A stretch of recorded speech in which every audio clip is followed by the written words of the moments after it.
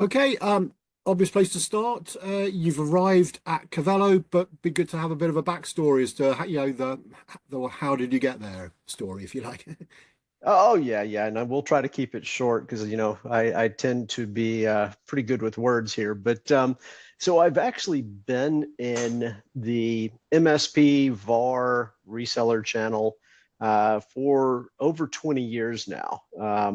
Majority of that time was spent with CNET, which was one of the original .coms. That's CNET. They actually had a B division called CNET Content Solutions. And we had a little platform called Channel Online. And for 17 years, I represented Channel Online into this, reseller space. Really, that was really more focused towards the value-added reseller. But, as time went on and value-added resellers started becoming MSPs, we had some functionality in there that was good for MSPs. But that was a platform that was built around quoting, procurement, and also provided e-commerce for the reseller or the MSP.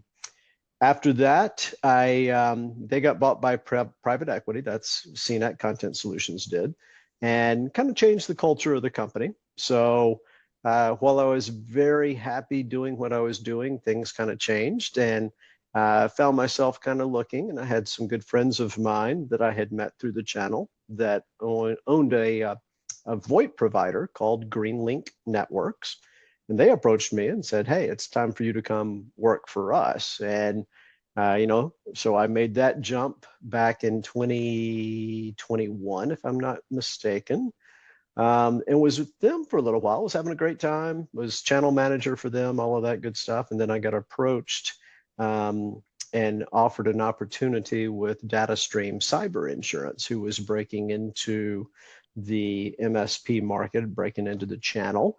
And they had a neat value proposition going on, and cyber insurance at the time was really kind of viewed as, the enemy to the MSP rather than the friend or the ally of the MSP.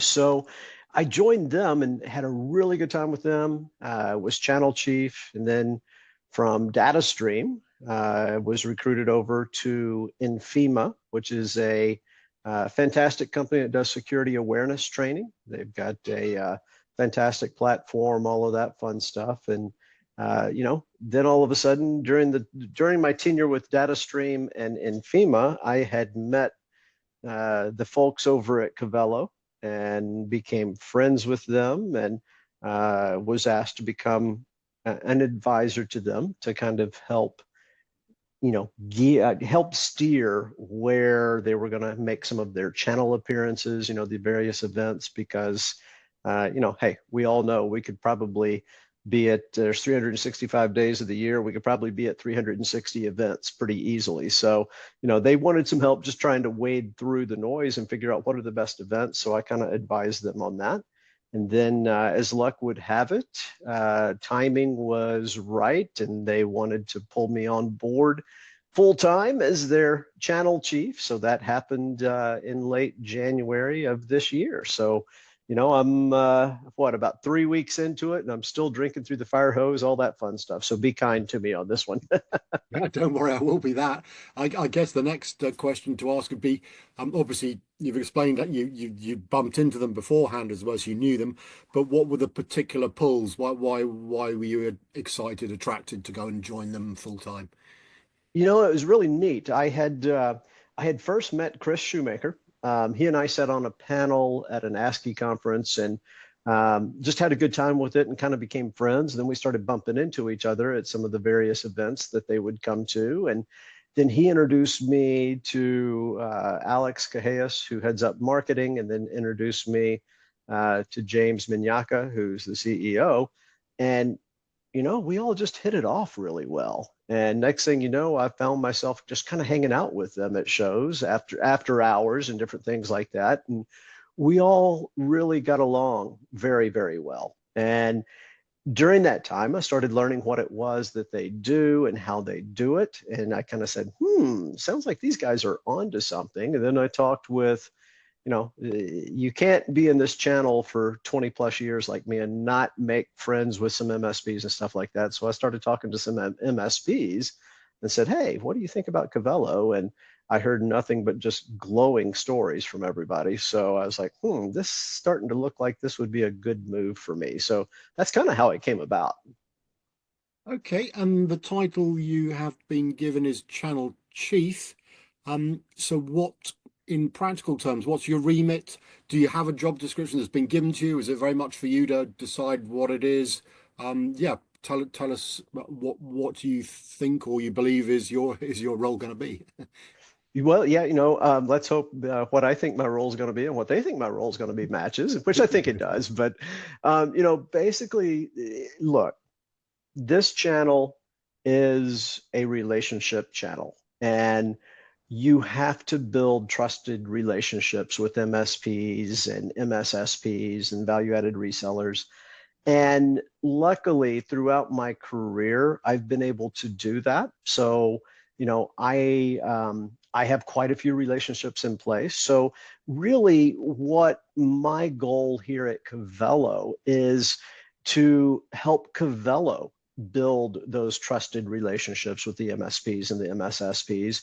Refine our partner strategy, expand our partner strategy as well as our partner network, and build recognition for the Cavelo brand name. People are starting to know who Cavelo is, or at least they see the logo. They're like, oh yeah, I've seen that before, but they don't necessarily know what we do. So my mission is to help people know what it is that Cavelo does, and also to just establish that Cavelo is one of those trusted business partners that's out there to help MSPs do things better, do things faster, and make more money in the process, as well as protect their customers. Okay, and in terms of specifics, I mean, as you say, it's fairly early days, but is there a sort of program, a timeline and objectives, or is that still to be worked out as to what success will look like in terms of growing that channel and the relationships with MSPs, or as I say, is that still a sort of work in progress to to be worked out? Well, I think it's always going to be a work in progress. I mean, it's one of those things that, building that brand name recognition and having people know what we do and that they can come to us for things, that's going to be something that, I think we're going to be doing daily for the next year, 2, 3 years. But I think as things continue and we continue to refine the strategy and our partner network and our partner strategy, that'll come into more focus as we go. But really, my focus is to just build that brand name recognition, and we've already started. We just came back from our first event last week, and it's an event that I've been to several times, and I've introduced 2 other vendors to that event for their very first time as well. And yeah, I went in there and I had an expectation. I said, okay, guys, I think this is roughly how many people we're going to talk to, how many leads we'll come away with, and all that fun stuff, because this is a tough crowd to break into. Usually takes about 2 years of consistent appearance at these events to really kind of break into this crowd. And, I'm very happy to say that we came away more than double what I had anticipated. And to me, that just, speaks very loudly to the need that is out there for some of the things that Cavelo has to offer. So yeah, I think we've hit the ground running, and we're headed to an event next week, and then 2 weeks after that. So we got a lot of stuff going on. Okay, yeah, and that I guess that leads in nicely to you giving us some explanation as to what it is Cavelo, does. I think it's a tax surface management platform is the offering, but what is the attraction? And clearly, we all know cybersecurity is front and center. AI is probably going to make the whole situation, even more complicated than it already is. But so, what is it that the platform does, and therefore, what's the attraction for the MSPs? What's the play, and obviously MSSPs as well? Yeah, absolutely. So you are correct. We are attack surface management, but we also kind of differ because we really help the MSP with data discovery. And to me, and this is just in my words, talking with MSPs, ever since COVID came along, MSPs are having to deal with a distributed workforce. And that means there's data all over the place. There's, people working from home, people working hybrid, people in the office. The network has expanded, all of that good stuff. So to me, it's one of those things you're tasked, if you're an MSP, to protect sensitive data from breaches, from cyber incidents, different things like that. But how do you protect what you often can't see? Because you just don't know where everything is out there.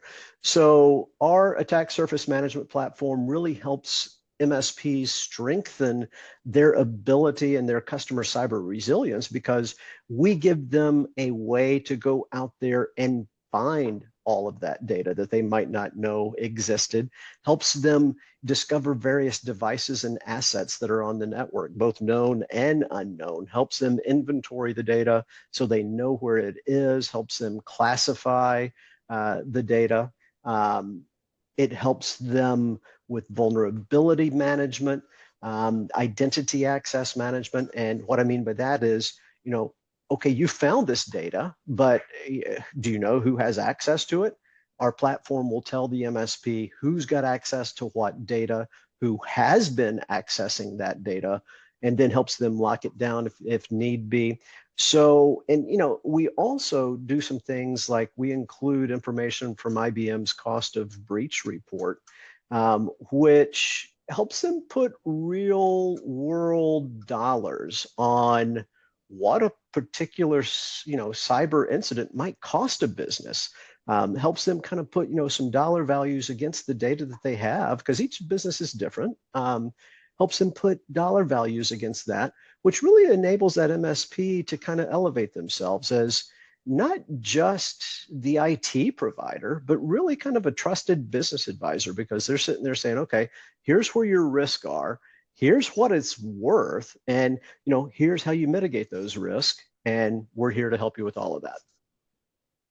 Okay, and I'm guessing, I mean, cyber resilience clearly massively important, but potentially you're also helping them, compliance. Hardly a day goes by without, another set of regulations, whether it's industry specific or region specific, whatever it is. So is that another sort of potentially growing important play that, as you say, if they don't know what they've got, where it is, they're potentially in danger of when the regulator comes knocking, they're not going to look terribly clever. So is that a growing sort of requirement as well? You nailed it. You absolutely nailed it. It's, again, it's about inventory and classifying the most sensitive data out there and making sure that they're staying within compliance with whatever type of regulatory body that they're having to deal with, or, just even internal compliance. So our platform really, really kind of makes things much smoother, much easier for the MSP to do that for their clients. Okay, and I guess in terms of comparing, contrasting, there are, I guess, other comparable or, again, in the security world, a lot of solutions sort of overlap. They do a little bit maybe of what you do and something else as well. But in terms of what people might, other sort of offerings, how do you think it is that yourselves are, differentiated? So when it comes again to the MSPs, looking at what would you think be the attraction for yourselves as opposed to, some of the other solutions they might evaluate?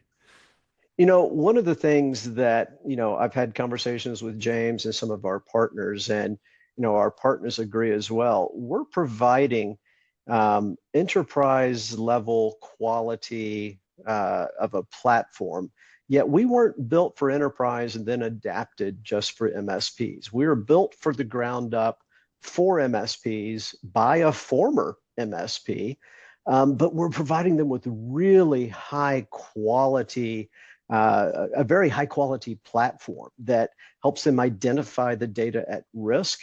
And, we all know MSPs are tasked with, patching vulnerabilities and different things like that. And of course, all vulnerabilities should be patched, but we help them prioritize what vulnerabilities apply to the data that they need to be protecting for their clients. So we kind of differentiate ourselves and point that stuff out. And, I'm going to stress this, it's the platform is fantastic, but you can have a fantastic platform and not have a good team behind it. We've got a phenomenal team behind the platform, and during my first week, I got to fly up to Ontario, and I got to meet the entire organization and sit down and talk with them. And of course, I've had subsequent conversations with many of them after that. And we've got just top-notch people that are just chomping at the bit to help our partners. You've got to support what it is that you offer to the MSP. You just can't sell it to them and then walk away. And we've got a phenomenal team that's out there working with our partners day in and day out. And based on the testimonials that I've seen come from our partners, they really appreciate how we're treating them. So, they're kind of making my job easy because I kind of go out there and talk about all these things. But then, it's one of those fun things. You go out there and talk about this stuff, but then all of a sudden to hear one of your partners come back to you and say, wow, you guys really deliver on what you say you're going to deliver. And that's sadly kind of unusual these days for many different tools that are out there. And in terms of priorities, I mean, you've already explained that brand awareness is, if you like, the major focus. But in terms of any specifics, I don't know if there are any sort of additions to the solution that are going to be flagged up during the year, or any particular activities you've got planned in terms of that brand awareness. And some things might be under wraps for now, but anything you can share as to the activities we're likely to see from yourselves. Yeah, one of the things I can definitely share is that, the management team at Cavelo has taken a very um, conservative approach to building this platform and building the organization. What I mean by that is, they've made sure that they've, dotted the I's, crossed the T's, built a very strong platform and put the right people behind the platform before going out to all these events and saying, hey, we've got the greatest thing since sliced bread. So they kind of built a platform, they've built the team, they have taught the team well. They've been to a few events, that we were really just founded back in 2021. They've gone to a few events because that's where I met them. But this is the year of Cavelo. You're going to see Cavelo at many events in the channel this year. Like I said, we just started last week with our first event. We've got two more coming up in the next 2 weeks, and it's just going to keep going from there. So get ready to see the Cavelo team on the road in a city near you, hopefully soon. Okay, and I must ask in terms of that coverage, because sometimes folks, start in one geographical region, get that right, and then roll out to others. So, for MSPs, MSSPs watching this and interested, where are you, if you like, available at the moment? And if not, are you, as you say, coming to a town or a location fairly soon?